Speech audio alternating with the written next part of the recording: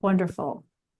All right. Welcome to National Public Health Week. And part of that is Health Equity Week here at the Epilepsy Foundation of Greater Chicago. My name is Aisha Akhtar. I'm the VP of Health Equity, Education, and Advocacy. And I wanted to have this week to really dive into some of the different themes in the public health space for National Public Health Week. It's not a exact copy for copy of the themes, but kind of adjacent. But today's conversation is going to be really amazing. It's basically under the umbrella of health in all places, and we're going to be focusing on public places and public transit, two places that maybe folks might not have thought that there is a health equity lens that we can apply. So here is our mission statement for those who are coming to us outside of the epilepsy space. You can learn more about the Epilepsy Foundation at our website, epilepsychicago.org. And if you are new to epilepsy, there's a lot of great information, a lot of great videos you can learn about Epilepsy 101 on our website.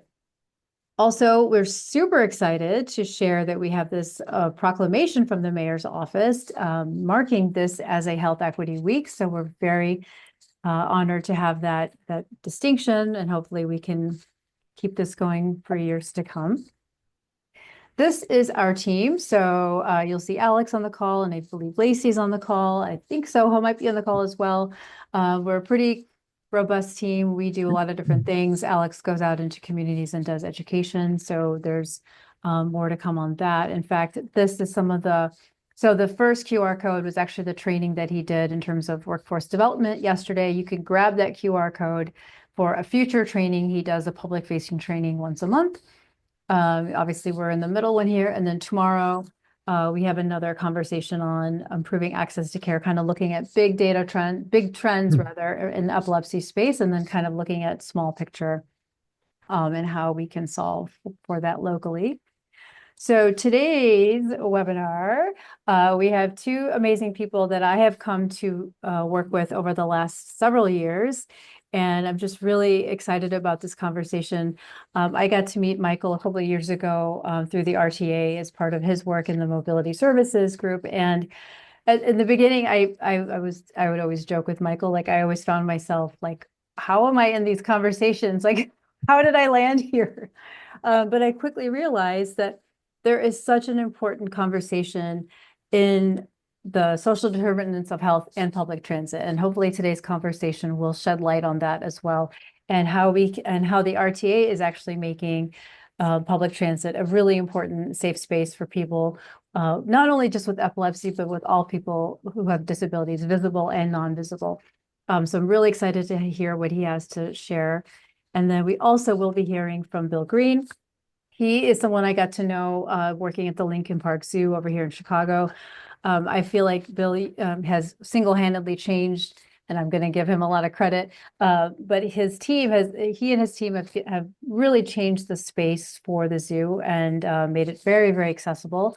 The last time I was there for a training about a year ago, he gave me a tour and he showed me all of the changes that have been made that are just really, I think my jaw was dropped like the whole tour. It was just awesome, one thing after another. So really happy to have both of you here.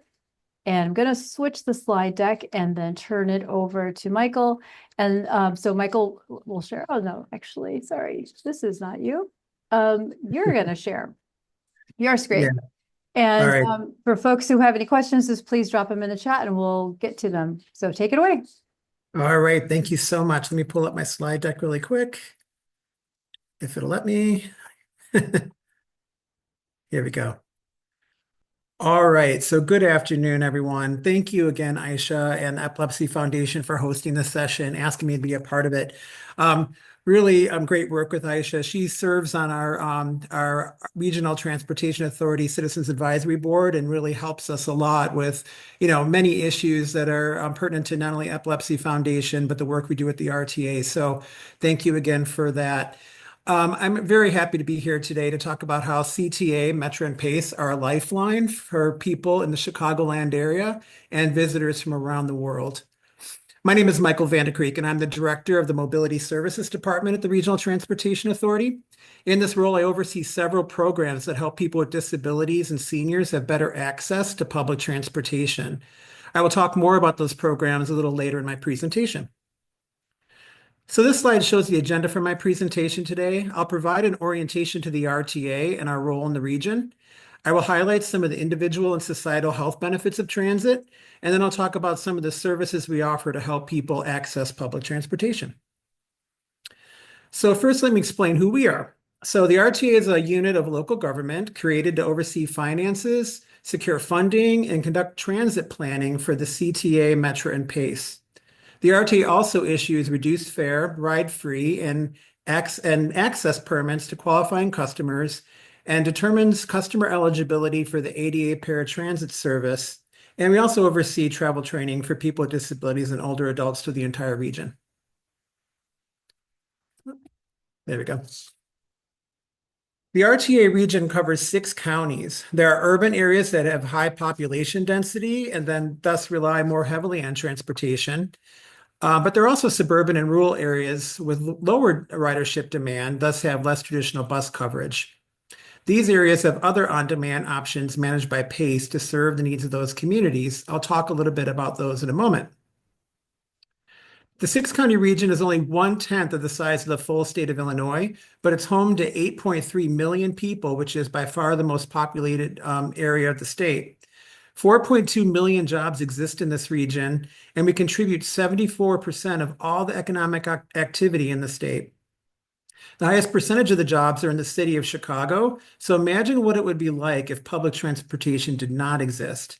Millions of people would not have the ability to get to work without a car, and if they drove to work in Chicago, it is estimated that we would need an additional 26 lanes on the highway to handle all the traffic demand and 12 parking structures the size of Willis Tower to park all of those cars.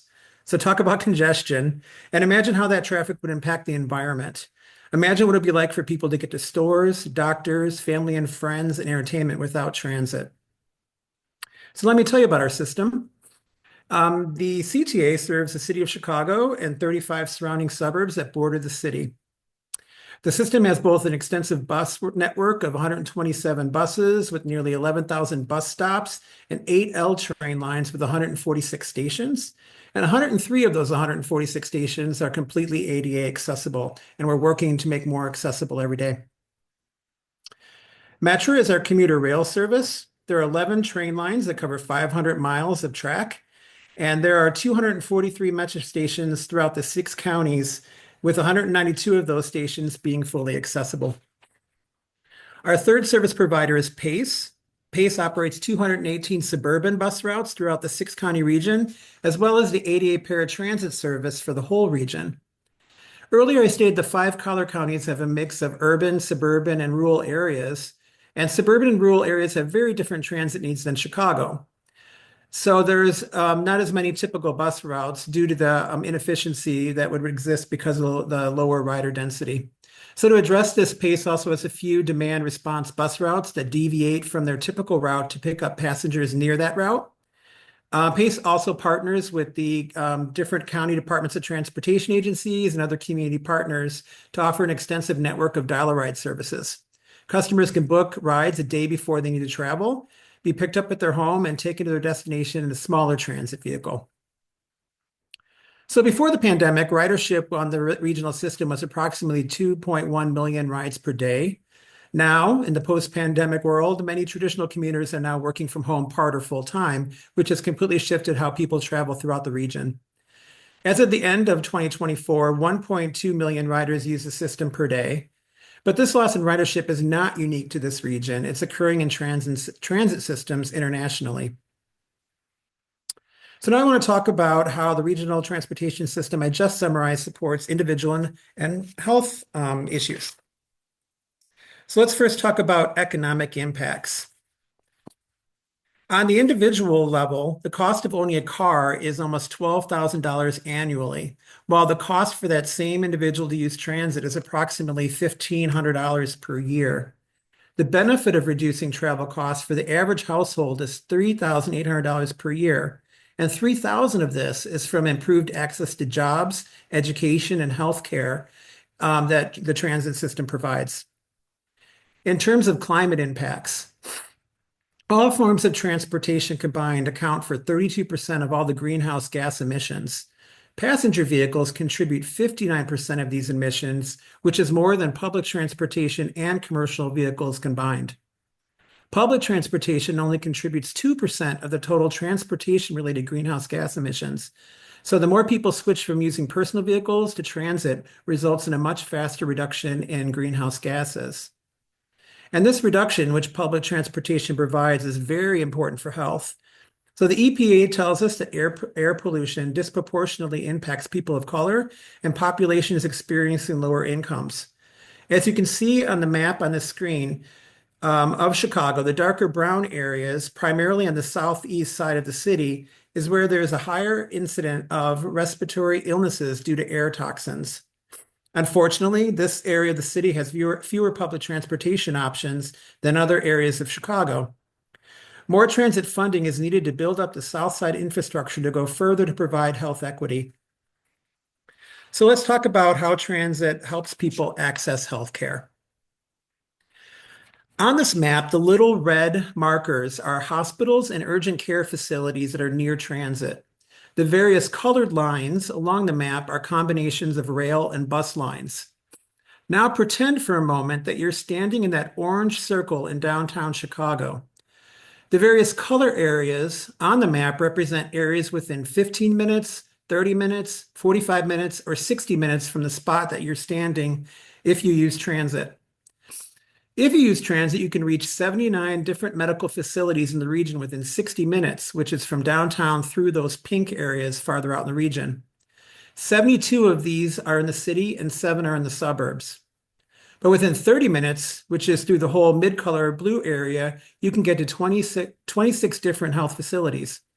So transit provides options for medical care that are within a very reasonable time frame.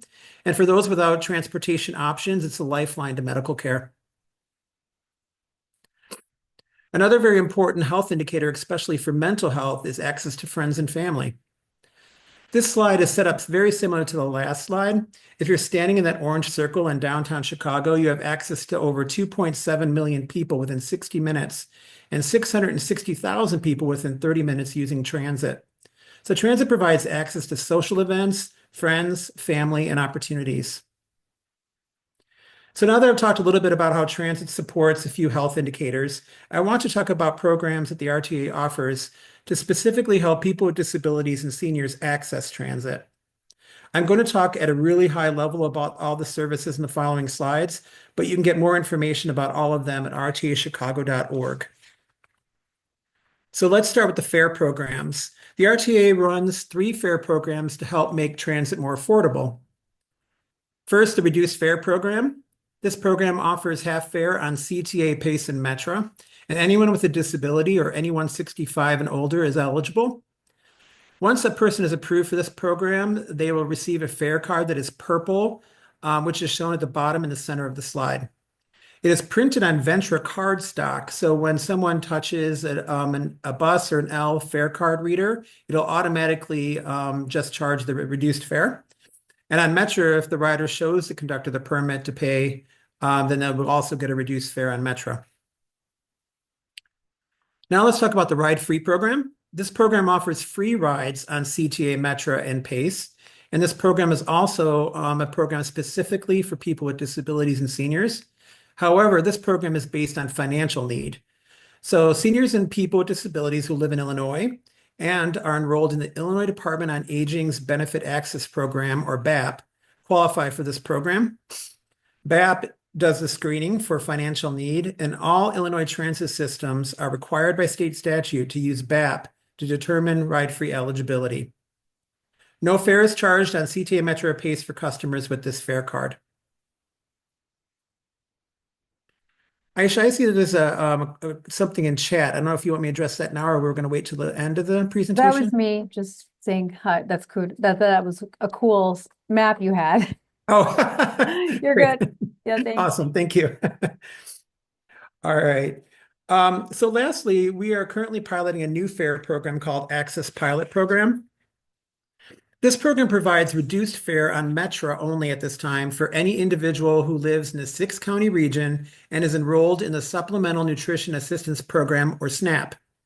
The program is intended to help make transit more affordable for anyone experiencing low incomes, but it's not restricted to people with disabilities or seniors. We are piloting this program through July of 2025 to see how it impacts system ridership. If the pilot is deemed successful, we will explore funding options to expand this program to CTA and PACE as well. But for all three fare programs, individuals can apply on our online fare portal at fares.rtachicago.org. You can also find out more information on our website at rtachicago.org or calling our RTA Customer Service Center at 312-913-3110. So shifting away from the fare programs, I want to tell you about our ADA paratransit service. ADA paratransit is a shared ride, origin to destination transportation service for people who have a disability that prevent them from being able to take regular buses and trains for some or all of their trips. The RTA actually determines eligibility for the ADA paratransit program. And then once a person is found eligible, PACE then is the one who provides the rides on the service. Customers are interviewed about their disability and how that disability impacts their ability to use regular buses and trains. And based on the interview, there are different assessments that we do to really, see how their actual disability would limit their ability to use fixed route. The fare permit showed on this slide is the ID card for ADA paratransit. However, it also doubles as a reduced fare card on CTA, PACE, and Metra if the person chooses and is able to use public transportation. Lastly, I'll briefly talk about our travel training program. The RTA Travel Training Program teaches customers with disabilities and seniors how to use public transportation in our region. Training is either one-on-one or in small groups and is tailored to the needs of each participant. And training is provided actually on transit, on practicing skills on buses and on trains or at stations. There are a few different methods of travel training within our overall program that meet the needs of people with different types of disabilities, as shown on the screen. But with each type of training, the program is customized to each individual. So I hope I've demonstrated the importance of transit in the region today. If you want to continue to see transit thrive in the Chicagoland area, we would love it if you became a transit partner. We need your help to advocate, to preserve, and improve our system. I am sure by now that you've seen on TV or you've read in various media outlets that our system is in a time of crisis. For decades, the transit system has been underfunded by the state of Illinois. And in fact, we rank last in the amount of funding we receive from the state compared to other states with systems comparable in size to ours.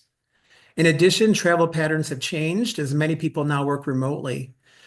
This has resulted in a loss of revenue from rider fares. These two factors, when they're combined, have put us in a financial crisis. The federal government provided COVID relief funds during the pandemic to all transit systems across the nation. And like the rest of the systems across the nation, our relief money is running out. We have been advocating for sustainable funding for years now. And if the state does not find a way to plug a $771 million hole in the system's operating budget, we're going to fall off a fiscal cliff. This will result in the need to make a 40% cut to transit service across CTA, Metra, and PACE, and we will need to raise fares. We need the state to act before the end of this May, or we will have to start planning for these cuts to take place in 2026. This would be devastating to the system, be awful for the environment, and make it very difficult for people to get around our region. It would have a terrible impact on the economy, and it would take years to recover from this. But this doesn't need to happen. Our report, Transforming Transit, outlines what will happen if we fall off the fiscal cliff, as I just explained, as well as what we could do to improve and expand the transit system if the state provides additional funding of $1.5 billion per year. You can download Transforming Transit by using the URL on the screen to read more, which is transitistheanswer.com. If you'd like to get involved, support transit, and learn how to tell your legislators to save transit from this crisis, join the RTA's coalition. No one wants the gridlock or the climate impacts that will result if there's a 40% reduction in service. There is a QR code on the screen that will take you to a place on the RTA website to sign up. If you can't scan the code, visit transitistheanswer.org or .com, I'm sorry, to learn more about the coalition and read the Transforming Transit report. So thank you so much for taking the time to listen to me today. My contact information is on this screen. Aisha has a copy of this presentation, so if anyone needs this information, anything in the slideshow, she can get that to you. And additionally, you can stay connected to the RTA in a lot of different ways. On this slide are all the various social media, blog, and website sites you can go to stay involved. So again, thank you so much for your time today. Wonderful. Thank you so much, Michael. It's really, really great information. And yeah, I just saw the news of by SEPTA Mhm. so that SEPTA is the Southeast Pennsylvania Transit Authority, I imagine, also having financial crises. And I think sometimes people don't realize how much of a need public transit is until it's gone, unfortunately. Yeah. So let's hope that we don't get to that point. Yeah. Yeah, I 100% agree with you. I think it's one of those things that's just there and we just take for granted. And then if, we're in this crisis right now, so people really need to help us advocate with their legislators to, really get us the funding that's needed to have it continue. Right, for sure. Yeah, so I would encourage folks to definitely chime in and I know like your public comments are often very well attended as well. So that's a good place for people to get involved for sure. Well, while I'm transitioning the slide deck, just another reminder if folks have any questions, please go ahead and feel free to put them in the chat and we can continue on our conversation with Bill Green from the Lincoln Park Zoo. And I will be advancing the slides for you, Bill. Great, thank you. I have all right. Can you hear me? I keep having still says on my screen to unmute, so hopefully you can hear me. Yes, you All are right. good. Yes. Um, Great. Well, thank you very much. I want to thank the Epilepsy Foundation for this opportunity to talk to everybody and to get to be part of this week. There's I think around the zoo, when I talked with people about our chance to be part of a health equity week and the zoo being thought of in that context, everybody really loved that idea. I was very excited about that. So thank you for thinking of that way. And I want to also just mention that it was very nice what you said about the changes. One of the changes that I'm really proud of at the zoo is we are a seizure smart partner with the Epilepsy Foundation. We've done training, and just earlier this morning, I was in. We were training about supervising volunteers, and the scenario came up what to do if a volunteer has a seizure, and there were immediately people in the room who knew the order and had known the seizure first aid from taking training and having the posters put around in our office spaces and our uh, uh, Good. other behind the scenes spaces. So it was I was so glad that came up to get to share that today. Oh, good. What a great update. Yeah.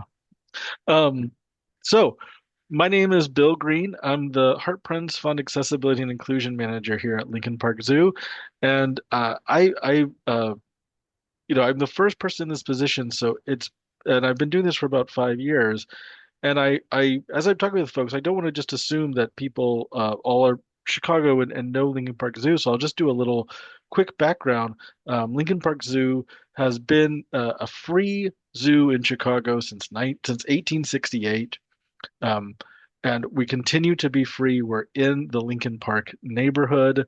We're about 49 acres altogether. That includes 12 acres at the south end of the zoo.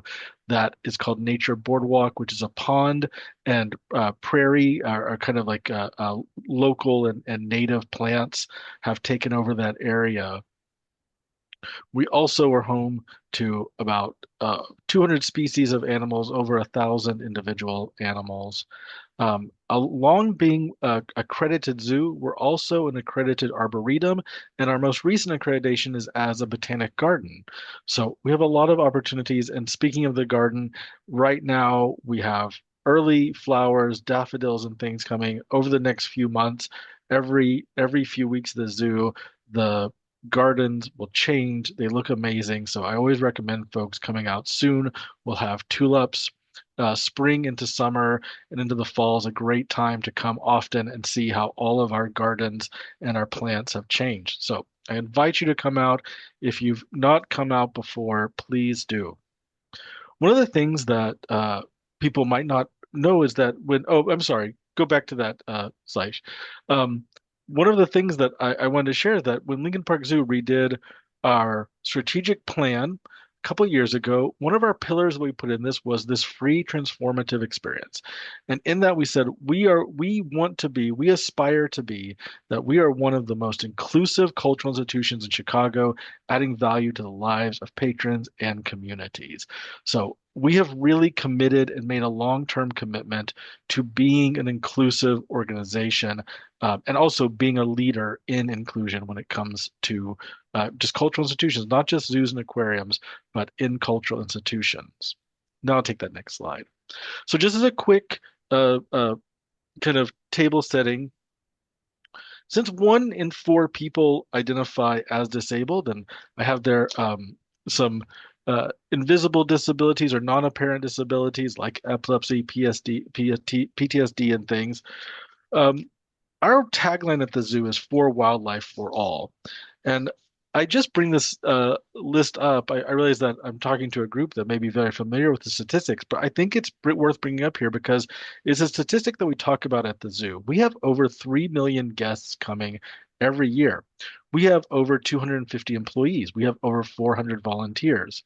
And we want to make sure that we are making space, that we are saying that if we are going to be for wildlife for all and we are a free zoo, we're saying that anyone can come to this zoo.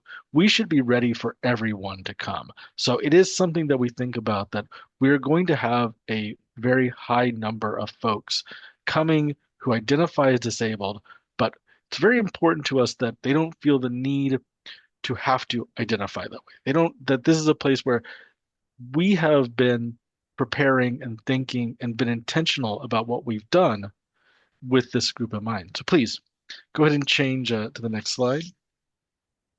So, um, how do we think about disability at the zoo? We always are very sure to think of a social model of disability and not think about the medical model that wants to cure or fix people. We always want to think about a social model, the idea that a person is disabled based on the interactions with their environment, not based on their bodies. And that's the physical environment, obviously physical spaces, doors, ramps, etc. The communication space. How are we communicating? Are we using text, spoken? Is it in American Sign Language, Braille, etc.? That information environment. Are things available to people on our website? Are they available in chats? Are there staff available to communicate with people about wayfinding?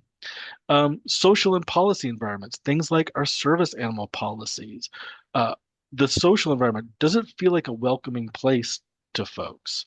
Um, can you go ahead to that next slide, please? And this is kind of how we've come about thinking about our accessibility philosophy at Lincoln Park Zoo and kind of how we think about accessibility. We always want to think about things as being full, just, and integrated. And the idea of full is we want the full zoo to be available. We don't want there to be a single part or a single day or a event or a day of camp or a certain field trip. We want all of those things to be accessible for our audience. At the same time, we know sometimes part of accessibility is making programs that are going to be specifically for a certain community. We recognize that also, and we have the capability to do that. We want to think about the idea of justice. There's no social justice without disability justice. And we also want to think about centering disabled voices as we're creating things, as we're creating programs, and we're moving forward as an institution. We think about the phrase in that's common in the disability community, nothing for us without us. So we're listening to our partners, we're listening to our guests, to our co-workers, to our volunteers, our board members who identify as disabled, who have that lived experience, and we want them to share and be a central part of our creation. And then we think about integrated. What accessibility can be integrated? If you're creating a building, and you're putting a ramp outside, a guest shouldn't have to call 2 weeks ahead of time to have that ramp installed. So why would they call to have American Sign Language, right? We want to think about where we're putting this in. But this is also just integrating those good practices when we're hiring, when we're onboarding, when we're doing programs. Maybe we're at a SEAL demonstration, integrating that everyone is going to get some extra description, some visual description added in to that SEAL program, because we know that's going to benefit our guests who are blind and low vision, but it's not needed for a guest who's blind or low vision to identify ahead of time. What we always want to think about is how folks are approaching, interacting, and exiting. Whether they're approaching a physical space, or they're approaching a job application, or they're approaching a cart that volunteers are working for educational purposes, we want to make sure that it's inviting. We want to think about how people interact.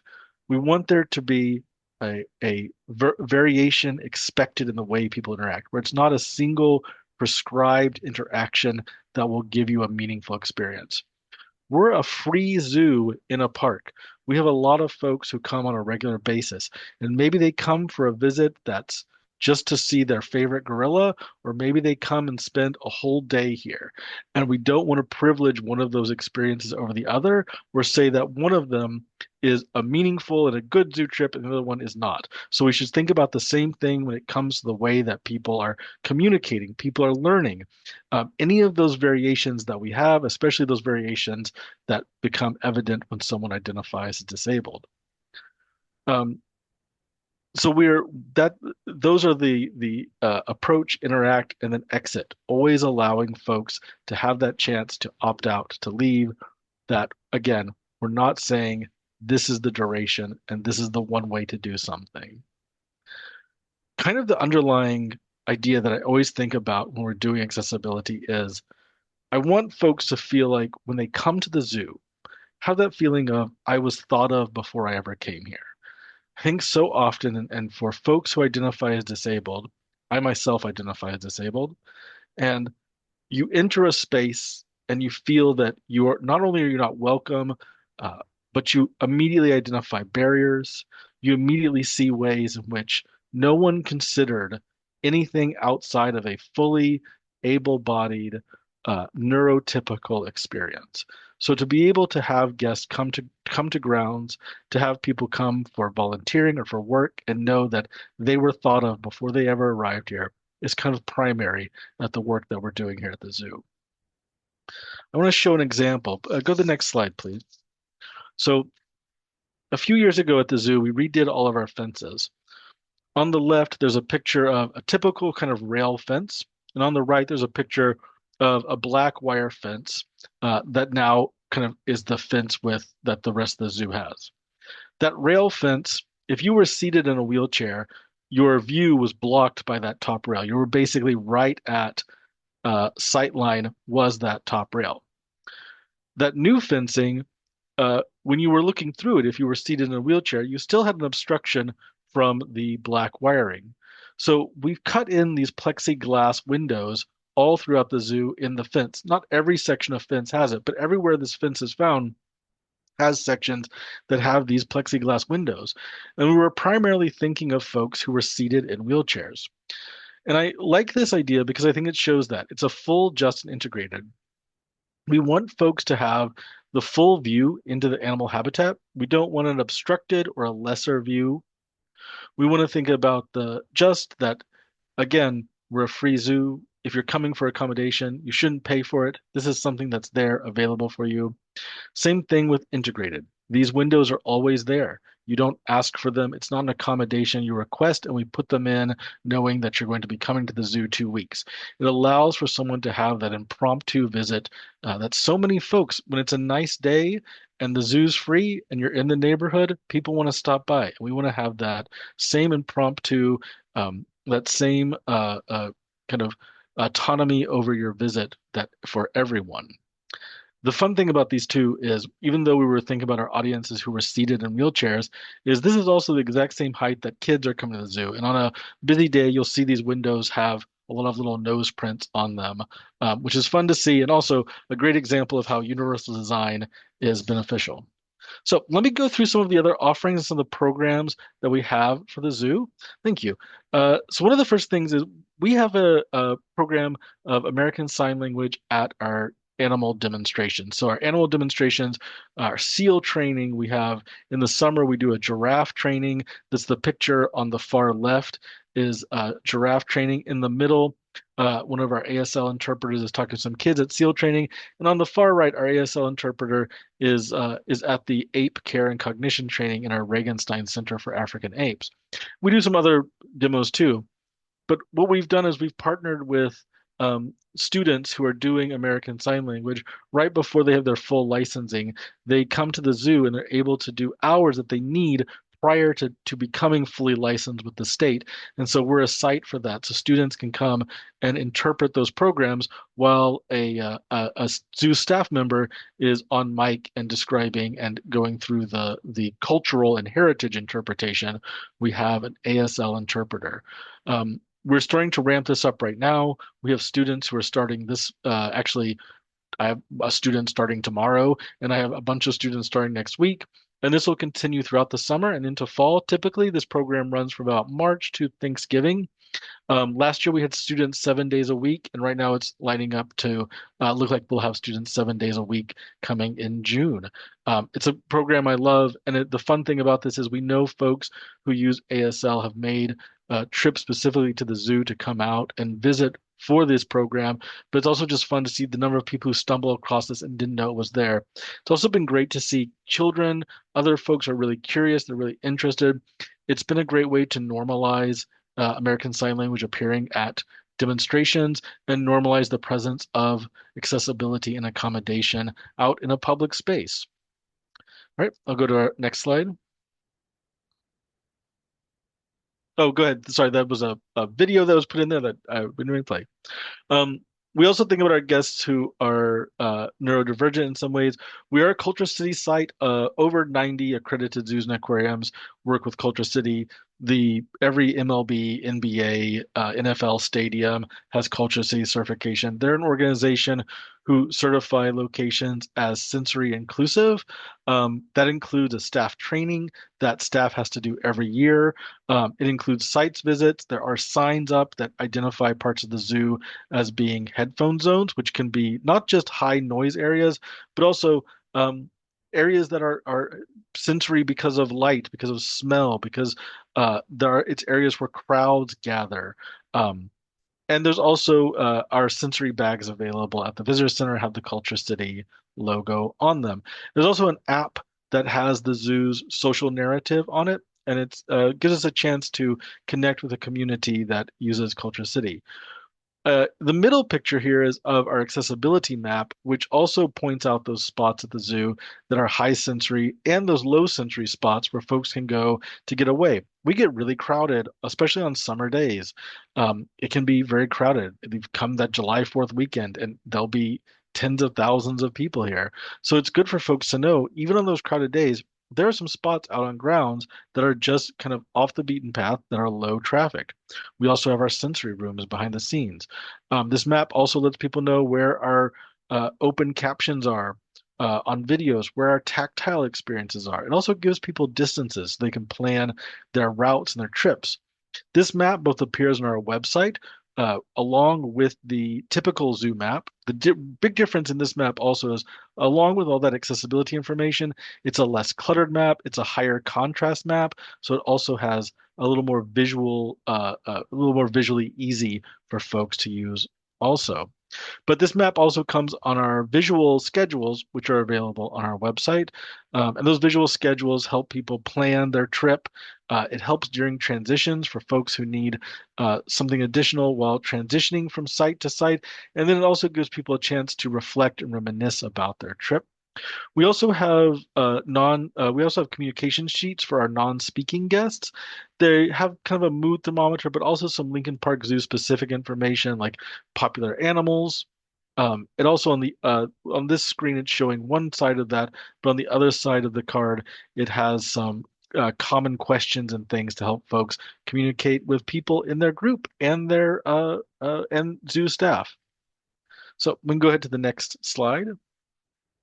In addition, we offer some family days. I talked about how wanting the full zoo to be accessible, but there are times when those programs that are designed with and for folks who identify as disabled can be some of the best accommodations. Our family days are a great example of that, where we bring in certain organizations to do a family day with us.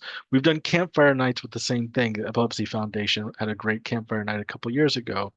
Um, Dream Night is a program that not only Lincoln Park Zoo does, but quite a few other zoos do. It's an after-hours program for families who are impacted by severe or chronic illnesses, especially groups with immunocompromise who want to come after hours and have a more relaxed kind of experience at the zoo. We also do our sensory friendly hours. We do sensory friendly mornings, and we have a full day in the summer that is sensory friendly that allows us to just provide, especially at the zoo, crowds can be one of the largest sensory impacts for folks. Because of our animals, we don't have a lot of high noises, flashing lights, some of those other kind of common things that can be a barrier for folks who are neurodivergent. But crowds are definitely something that we have to work with.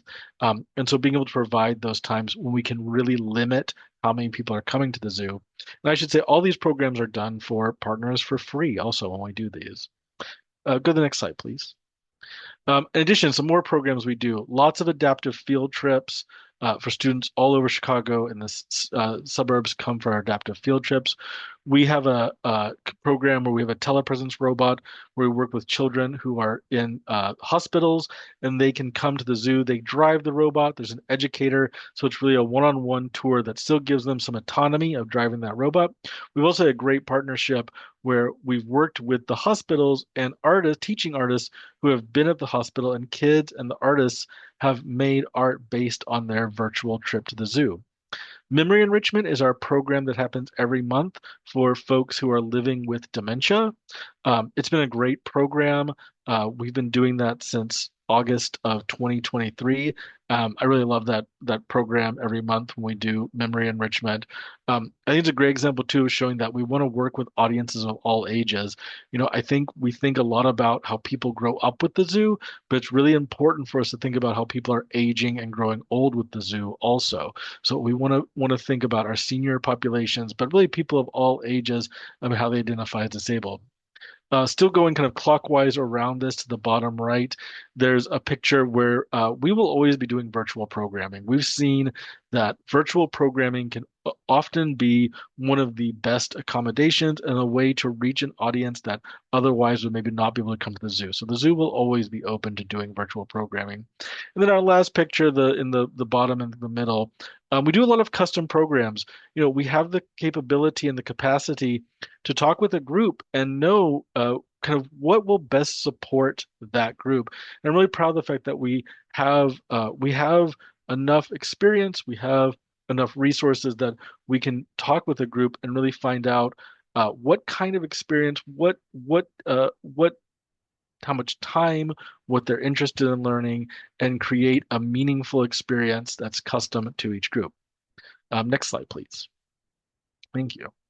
In addition, we've just wrapped up this picture on the far right. I'm going to have an update for that, but we've just wrapped up what was about a 3-year co-creation with people from the disability community to build some new signs. And those signs are found at our gorilla habitat at Regenstein African Journey, our seal habitat at Kovler Seal Pool, and our giraffe habitat at Regenstein African Journey. And in fact, between the time that I sent in these slides and this presentation, the final giraffe signs were installed, so they're up. And all of these signs were co-created with people from the disability community. We started with some focus groups where we learned a lot of things. We worked with people, and our final partners were actually paid partners who worked with zoo staff side by side on all the part of designing, prototyping, and down to the evaluation of these signs. Each sign has interactive parts. They also have QR codes that lead to videos that give more information. Those videos have both American Sign Language and audio description and captions. And there's also information. The text on the sign can be accessed on that QR code so that font sizes, contrast can be changed, and then there's an audio version of the sign being read to you also. The giraffe signs just went in. They're great. I would highly recommend if you're a fan of giraffes, come and learn all about giraffes are fascinating. And there's, I would say that the group that worked on that, we loved even the folks working at the zoo. We learned so many new things about giraffes. So please come out and enjoy those. And then finally, yeah, our infrastructure. We're always thinking about when we're building things, just being able to provide on the left side here is Pepper Family Wildlife Center, which is one of our newest habitats, creating those images or creating those opportunities for folks to get close to animals. It used to be that zoos a lot of times, and this is a great example of a building that had moats between folks. So there was a real barrier. Now there's the only barrier often between folks and our lions is a large glass window. So it gives people a great close experience. This picture on the bottom is the entryway into our lion house. And I always love to point out to people who have been coming to the zoo for years and years, there used to be stairs there into the zoo. I love to ask people, do you remember those stairs? Nobody remembers the stairs. It's just a nice, seamless ramp there. People have completely forgotten that this building that's now over 110 years old had stairs there for about the first 110 years, and nobody remembers them since that ramp went in. Great idea of how accessibility can be so integrated and aesthetic in what we do. And I even just put our adult changing table in here because this is something that I think is such an easy thing that was able to install. And it's one of those things that makes a difference. There is a population that having the opportunity to know there's an adult changing table here, that you're going to have a sanitary and easy place to change is a big difference, and it really overcomes a barrier.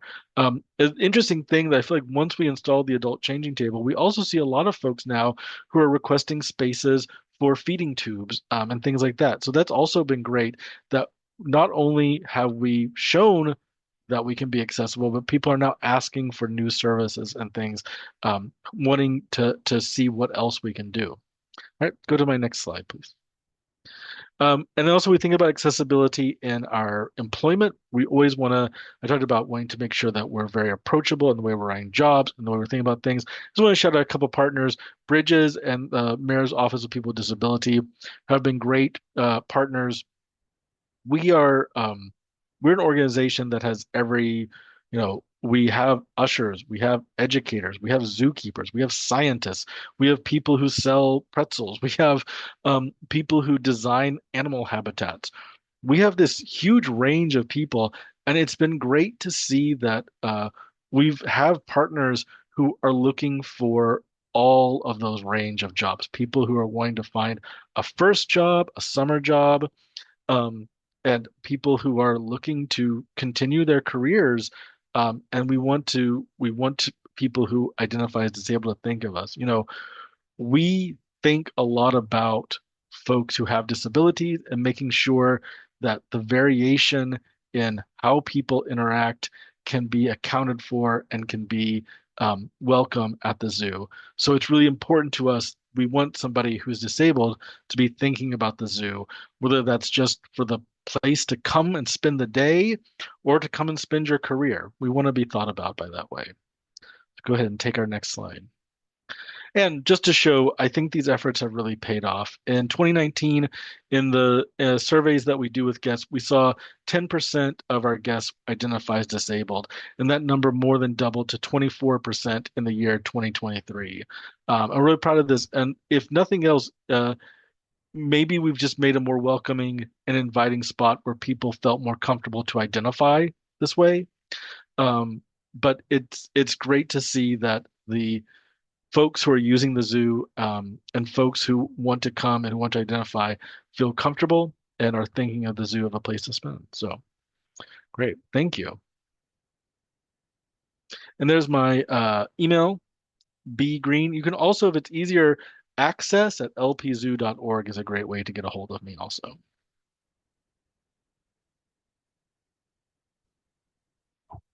Wonderful. Thank you so much. What a great slide deck of information. Thank you so much. I can actually now check the chat. I just want to thank you both so much for your contributions. We have a question. Okay, this is a Michael question. On what are the differences between a reduced fare permit and a ride-free permit for a person with epilepsy? Sure. So reduced fare permits can be a anyone with a disability, any type of disability can get a reduced fare permit, and that's required by federal regulations. So all you have to do is have a disability or be 65 or older, and you get a reduced fare permit. That gives you about half fare on CTA, PACE, and Metra. The ride-free permit is also for anyone with a disability and over the age of 65. However, you have to be enrolled in the benefit access program for that to be eligible for that program. And what the benefit access program does is screen people for financial need for that program. So the ride free program is really for people who have lower income plus have a disability and are seniors. Okay, wonderful. I hope that answered that question.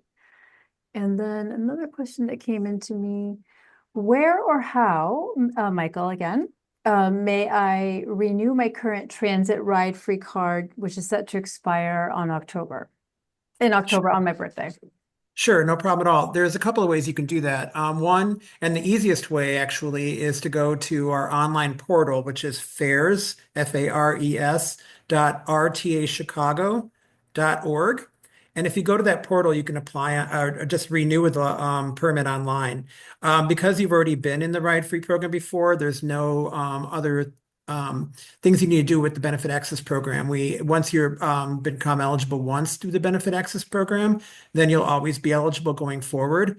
So all you have to do is go on that portal and just request to renew your card, and they will go ahead and do that. If you don't have access to the internet to be able to do rtchicago.org, the fair portal, you can also call our customer service line and they'll help you out. That number is 312-913-3110.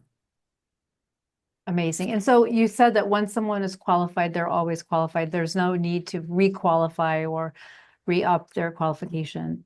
That's correct. All they have to do is the very first time they're applying, they have to apply for the benefit access program. Once they're found eligible for that program once, then from then going forward, every 5 years, they have to renew their permit. And they're not required to do BAP first.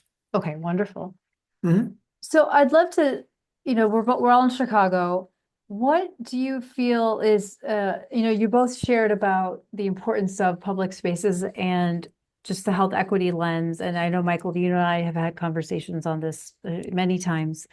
Obviously, you both have presented a social determinant of health of each of your industries through the public health lens. So going forward, and what would you say is your vision for equity in Chicago? How would each of you approach that conversation? I can go ahead and jump in. I think, we have an equity problem in general in transit, and I think that's not a secret. There's a lot less transit options on the south side of Chicago and in various parts of the city as opposed to north side and downtown. And we admit that 100%, and that's just a long-standing issue. I think the work that needs to be done in Chicago is expansion of the system and more frequent service. But because we're in a time of crisis, financially, the only way we can make that happen is if we get more funding from the state of Illinois at $1.5 billion per year. Mm. And we have made a commitment to make those changes to increase service and to expand service if we can get that funding. Awesome. Sure. Uh, it's great being here with Michael because I feel like we have very different things that we think about in a day. So, Yeah.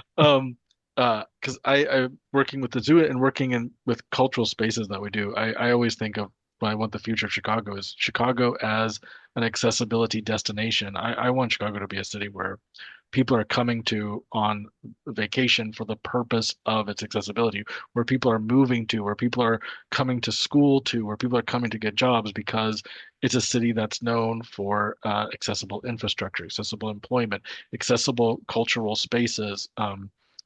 Just that it's a city that is again draws a large amount of people who identify as disabled as a place that they want to live and spend their lives because we have we can have not only the resources, but a welcoming mindset that would allow people to feel comfortable to do that.